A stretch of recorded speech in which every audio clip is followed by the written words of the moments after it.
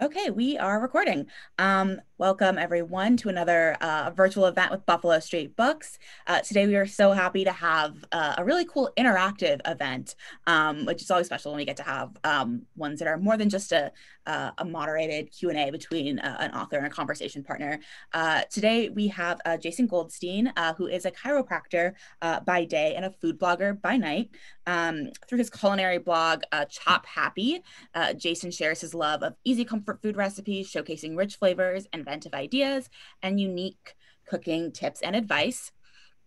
He was a finalist on Next Food Network Star season 14 and finished in the top 10 in Rachel Ray's cookbook contest.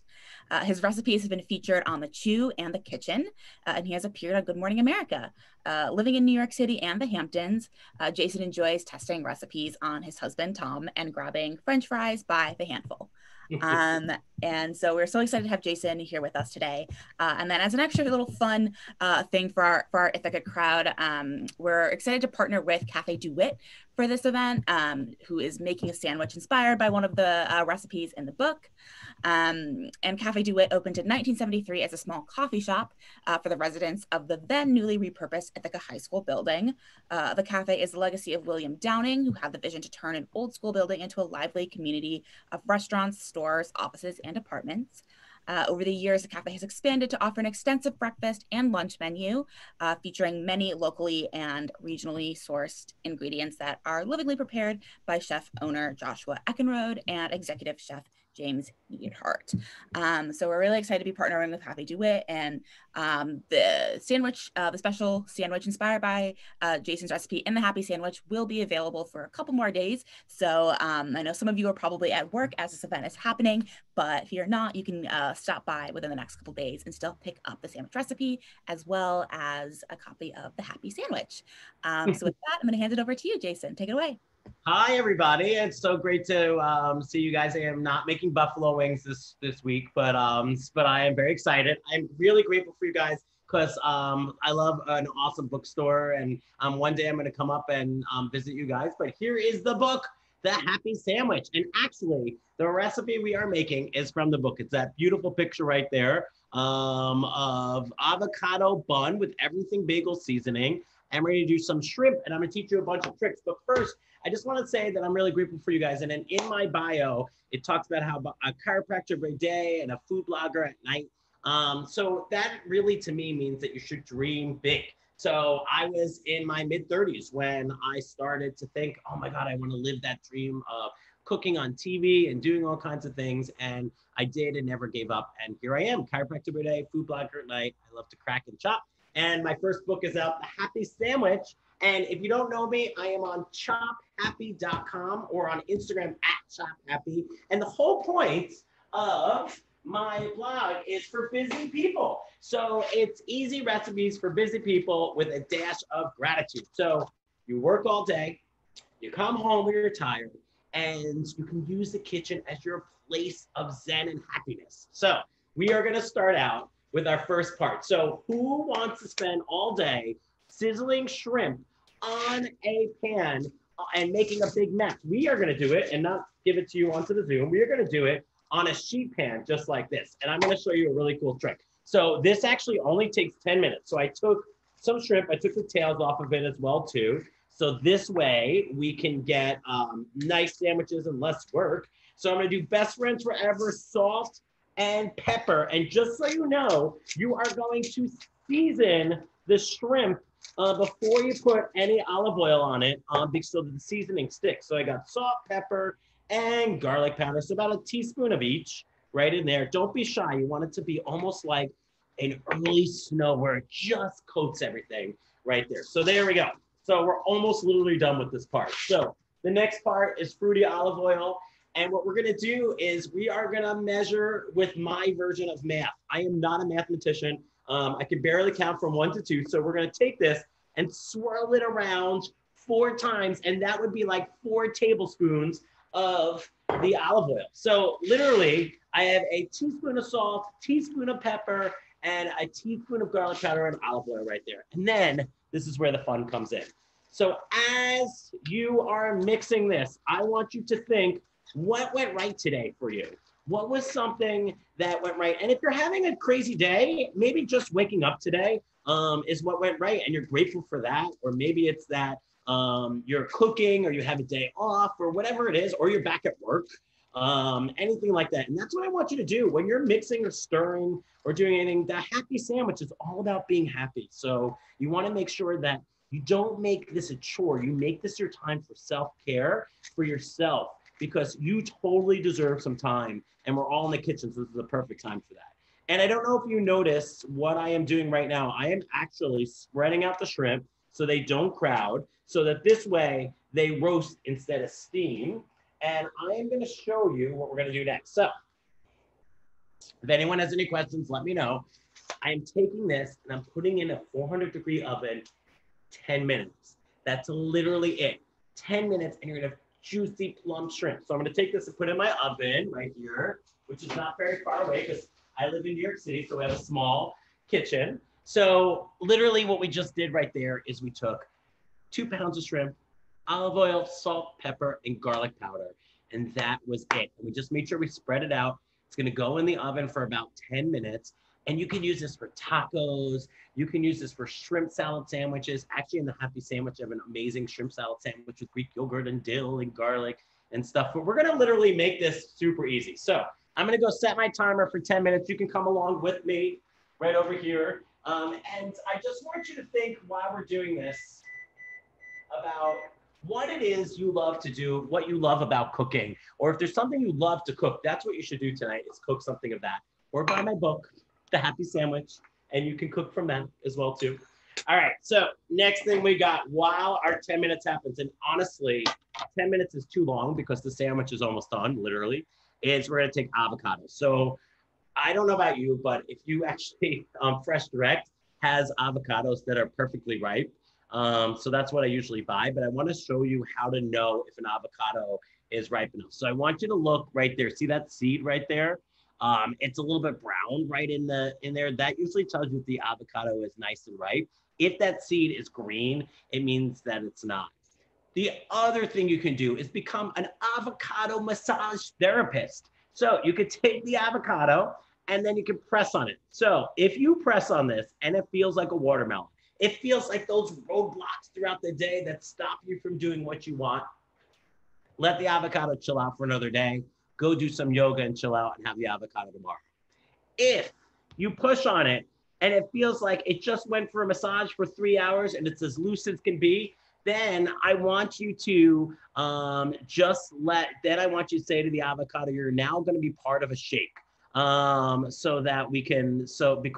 that avocado then is too ripe. So then you just put in a shake and it will count as cream, especially if you're lactose intolerant. This is a great way to get a creaminess in the shake. So what you want to see is if you go right here and you push on it, and I want you to see if you can see that. See how it just dents in, but almost like it slaps me 5. So you get like maybe a centimeter in, and then it resists just like that. That's how you know the avocado's right. So 3 tips again: look at the seed, and then press right in there. And the last fun part, just cut into it. And then this way, you're gonna know. So I'm gonna cut all the way into this, and this actually is gonna be our bread. So you don't even need to use regular bread for this. I have a friend, Nancy, who's one of my best friends, and she's gluten-free. So I love when she comes over because this way I get to challenge myself. And this recipe is actually dedicated to her. You always have that one friend who's there for you no matter what, wishes you luck on everything you're gonna do and stuff, and it's like your team player, and this is for her, for Nancy. And look, so you can see it's a perfectly ripe avocado because that seed right there was a little brown. So then we're gonna just peel it. So I like to, this one might be overly, but I like to just take my thumb and just gently pull it out like this. And you'll get almost the whole thing, just like that, out. And this is one of our buns. Okay, and we'll do the other one. And then for the seed, if it's super ripe, you could just take that seed out with your hand. You can do this trick where you slam it like that, but I just be careful because you can cut yourself just like that. So, and then I'm just gonna pull it apart, almost like you're peeling. I was gonna say an apple, but you don't really peel an apple with your fingers, but just peel it. And then just like life, when things don't go exactly the way you want to, improvise. So this avocado is very ripe. So it's got a little bit of the schmear on there. So I'm literally just gonna rub it just like that. And now it has a beautiful edge to it. Okay, so let's talk about acid. So you want this avocado. I'm just leaving you for 1 second. Don't worry, I'm coming back. You want this avocado to stay good. So if you're having a party and you want to like lay out the sandwich to a bunch of different people, right? You want this avocado to stay good. So what you want to do is you want to put some acid on it. And this, what this does, it prevents the oxygen from oxidizing onto this to make it brown. So the obvious one in the book, it's a lemon, but I just use it. I have jam going right now. So, but I'm going to use a lime instead. Same family, they're cousins. All right. And then you just take it and you squeeze it all on there. And then I have a trick for you this too. If your lemon or lime is not juicy enough, you could put it in the microwave for 10 seconds and then it will get super juicy for you. And then you want to do both sides, voila, just like that. And I'm just sprinkling on some acid as if I'm sprinkling on some rainbow happiness all into today, because today's gonna be wonderful, because if you're here today, it's a good day. All right, so there we go. So now we're almost there. That acid not only is gonna help us make sure that the avocado doesn't brown, but it also acts as our glue for one of my favorite comfort food things in the world, bagels. We're gonna put everything bagel seasoning on in a second. But before we do that, if you don't have a lime, if you don't have lemon, you can use any kind of vinegar you have in your pantry. Apple cider vinegar, red wine vinegar, whatever you have can go onto this. So don't worry about it. You don't have to specifically buy a lemon or a lime. No recipes say that. But any kind of vinegar you have will stop the oxidation process. So where is my everything bagel seasoning? All right, so I use Trader Joe's everything bagel seasoning, but you can buy any kind you want. And then here is our bun, right? Let's move it up here. Front row, we paid extra, and then you just sprinkle it on just like that. Look at that. How gorgeous is that? Sprinkling on the happiness. And now, if you're gluten-free, you don't want bread, you now have an avocado bun. And literally, that is it for that. And then all we have to do is wait for that shrimp to cook, and then you can choose whatever dressings you want. So I make this all the time, but sometimes today I'm gonna use Greek yogurt because that's what's in the cookbook, but you can also use ranch dressing, you can use mustard, whatever it is that you love, you can use for that. So, and then if you wanted to, instead of an avocado, you can actually just use, avocado, I'm the only one eating this. You can also use sushi rice. You can take it and you can clump it up with a little vinegar and use that as a bun. I actually have that there and as my sushi recipe. You could take some eggs and parm and mix it with leftover pasta and fry it up, and it will turn into a bun just like that. Not gluten-free, but really fun as well too. There's the sky's the limits. Or you could just take this and put it in with bread as well too. So this literally is almost it. So here's my game plan for you. You come home from the day, right? You take the oven and you turn it on to 400 degrees. You take out your shrimp, put it on a sheet tray, season it with the salt, pepper, season it with the garlic and the olive oil, and just put the shrimp into the oven. Middle rack, 400 degrees, 10 minutes, perfect shrimp. We're gonna see it in a second. And then from there, you are almost done with dinner. And then you just take those avocados, you can leave it on the counter because we use some acid on it and spray it just like that. And then after everyone's done with their homework or watching the Bravo, because that's what I like to watch, a Food Network, you can go from there with it. So let's see, hold on a second. I think we are literally almost done, 2 more minutes, and this will be done. Does anyone have any questions for me about the sandwich or sandwiches in general? If you don't, I'm also gonna give you some tips on sandwiches to make everything good for you. So my tip number 1, season the tomato, season the lettuce, season the onions, so that this way you make sure that not just the meat of the sandwich is seasoned.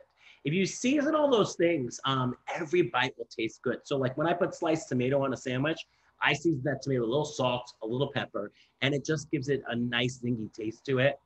Tip number 2, with a sandwich, I want you to smear whatever kind of dressing or mayo or something you're putting on that bread or avocado bun. I want you to smear that all over from end to end. I don't want you to miss a point, because when you bite down, you want to make sure you get the same flavor throughout. And tip number 3, have fun.